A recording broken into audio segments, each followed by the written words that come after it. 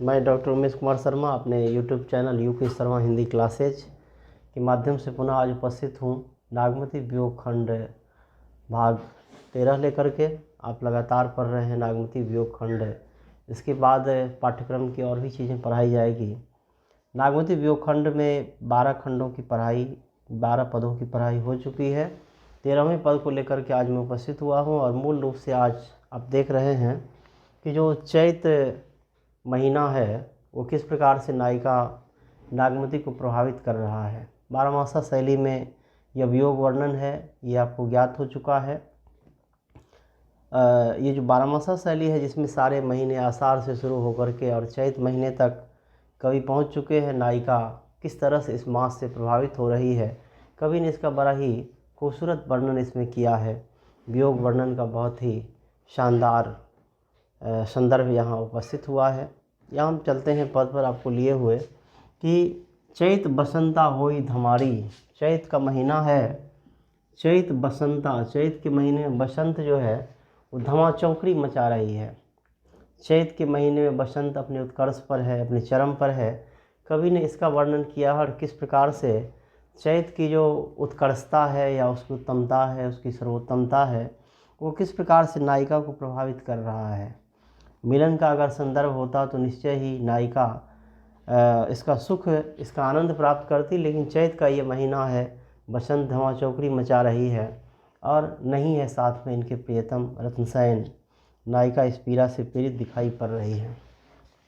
चैत बसंता होई धमारी, मोह लेखे संसार उजाड़ी। चारों तरफ बसंत के आगमन के कारण प्रकृति में हरियाली है, सुंदरता है, नए नए फूल खिल रहे हैं, नई कोपलें आ रही है, वृक्षों में हरियाली है, पूरा का पूरा प्रकृति सुसज्जित है। लेकिन नायिका कह रही कि हमारे लिए ये पूरा का पूरा प्रकृति जो है उजाड़ के समान है।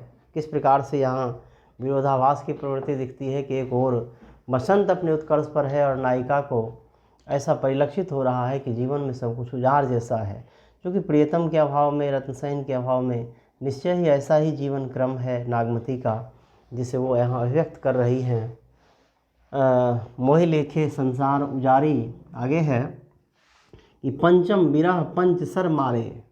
जो कोयल की कूक है, जो कोयल की कूक है जिसमें कोयल अपने पंचम स्वर में तान भर रही है, ये बसंत अपने उत्कर्ष पर है, जिसके कारण कोयल की जो ये पंचम तान है, जो अगर संयोग का संदर्भ होता तो कितना सरस, कितना आनंदकर होता।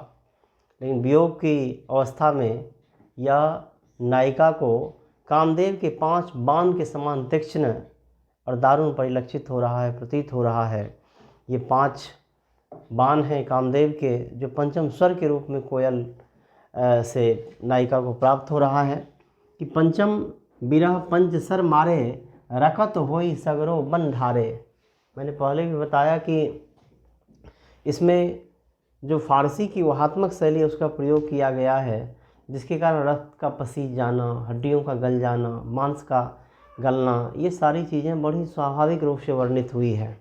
यहाँ कवि ने जो कहा है कि रखत होई सगरो बन ढारे, नायिका के शरीर से रक्त इसीलिए प्रवाहित हो रहा है कि बसंत के मौसम में जो पंचम स्वर हैं कोयल के, वे कामदेव के 5 बाण जैसे नायिका के सीने में लगा है, जिसके कारण शरीर का सारा रक्त पसीज गया है, निकल गया है। यहाँ कवि ने वर्णन किया है कि रखत होई सगरो बन ढारे, पूरा का पूरा जो वन्य प्रदेश है वो उसके रक्त से सना हुआ सा प्रतीत हो रहा है।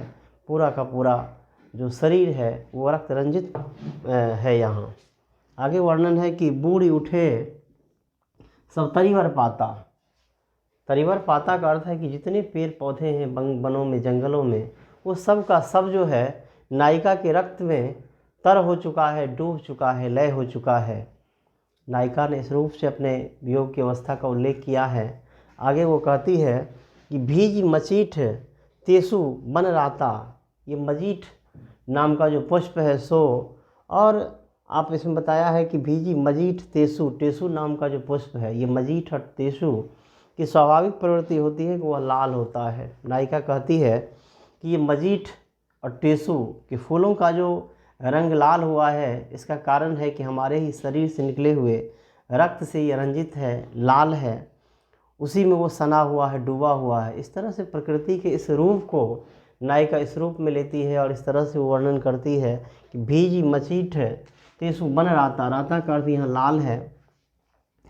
बोरे आम फरे अब लागे, आम बौरा गए हैं, आम में नए मंजर आ चुके हैं। नायिका कहती है कि बसंत का उत्कर्ष है ये, बसंत अपने चरम पर है, आम बौरा गए हैं, आम फलने का अवसर मौका आ चुका है, महीना आ चुका है। बौरे आम फरे अब लागे, ये बौरे हुए आम अब फलने लगा है।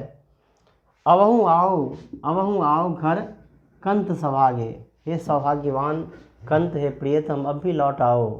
क्योंकि प्रकृति में जो हरियाली है, जो सौरभ है, जो सौंदर्य है, नायिका उससे प्रभावित हो रही है, उससे आहत हो रही है और ये अपने प्रियतम रत्नसेन को निवेदित कर रही है कि अब भी आ जाओ, अब तो आम में फल भी लग चुका है। और इस तरह से इनके जीवन में जो उजाड़ है कि अबहू आओ घर कंत सौभागे, कि अगर तुम सौभाग्यवान हो तो अब भी लौट आओ। ये प्रकारांतर से नायिका कहती है कि हमारी जो यौवना अवस्था है वो ठीक उसी प्रकार है जिस तरह से मंजर लगे हुए आम में फल लगते हैं, ठीक उसी प्रकार की इसकी अवस्था है। इसीलिए आमंत्रित कर रही है अपने प्रियतम रत्नसेन को। सहस भाव फूली वनस्पति, सहस का अर्थ यहाँ है कि हजारों भावनाओं से वनस्पति फूली हुई है, अर्थात वनस्पति जो है वो सरसता के चरम पर चला जा चुका है, क्योंकि वसंत अपने उत्कर्ष पर है, चैत का महीना है। नायिका कहती है कि सरस भाव फूली वनस्पति, जो वनस्पति है, जो बाग बगीचे हैं, वो अपने तमाम भावों से उत्कर्ष पर है, फूल फल से लद गया है, हर तरफ सौरभ है, सुगंध है, आनंद है, सरसता है। और नायिका की अवस्था तो निश्चय ही इसके विपरीत परिलक्षित हो रहा है कि मधुकर घूम ही सवर मालती, और फूलों के सुसज्जित हो जाने से जो मधुकर श्रेणी है, मधुकर अर्थात जो भ्रमर है, कवि ने कहा है कि मधुकर घूम ही सवर मालती, ये पुष्पों पर बहुत सज सवर करके ये भ्रमर जो है वो भ्रमण कर रहा है और अनेक पुष्पों से वो रस का संचय कर रहा है, रस का वो आनंद ले रहा है। नायिका प्रकारांतर से कहना चाहती है कि बसंत के इस मौसम में नायिका के यौवनत्व में भी ऐसी ही मादकता है। हे प्रियतम अब तो लौट कर आ जाओ। ये प्रकृति की जो सरसता है ये किस काम की है नायक या नायिका के लिए। इस प्रकार से नायिका निवेदित करती है, लौटने के लिए आग्रह करती है कि मोह कहाँ फूल भय सब कांटे, ये शरीर रूपी जो पुष्प खिला हुआ था, क्योंकि बाहर में हरियाली है, सौरभ है, सुंदरता है, आनंद है। नायिका कहती है कि हमारे शरीर का जो यौवन है, हमारा जो यौवन है वह भी फूल के समान खिला हुआ था। कहती है कि मोह कहाँ फूल भय सब कांटे, चारों तरफ जो फूल है वो इसके लिए तो कांटे जैसा ही परिलक्षित हो रहा है। जब प्रियतम नहीं है, रत्नसेन साथ में नहीं है, तो संयोग की अवस्था नहीं है, इसलिए वियोग से विपन्न अवस्था में नायिका अपने निश्चय ही भावनाओं को अभिव्यक्त कर रही है यहाँ कि मोह कहाँ फूल भय सब कांटे, हमारे लिए ये सारे के सारे फूल तो कांटे के समान है। दृष्टि परत जस लागहि चांटे, जब दृष्टि पड़ती है, जब नज़र जाती है उस सजे सवरे हुए फूलों पर, बागों पर, बगीचों पर, तो नायिका कहती है कि जिस प्रकार से चींटी काटने लगता है उसी प्रकार का भाव नायिका महसूस करती है नायक के अभाव में।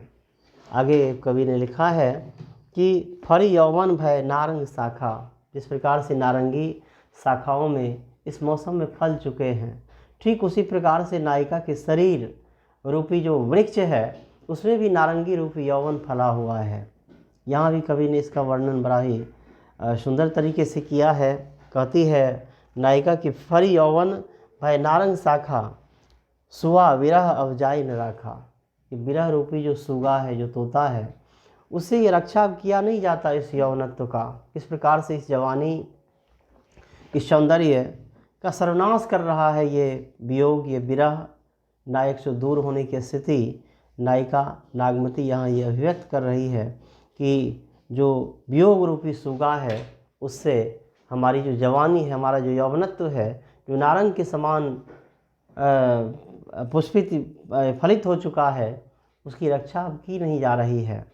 इसीलिए नायिका आगे निवेदन करती है, आप देखेंगे कि आगे जो टेक है कि घिरनी परेवा होई पीऊ। घिरनी का अर्थ यहाँ है, ये दो तरह के अर्थ इसमें लिए जाते हैं। एक तो घिरनी परेवा कहा जाता है उन कबूतरों को जो लड़ाका कबूतर होता है, जो युद्ध करता है, जो लड़ता है, जो विजेता होता है।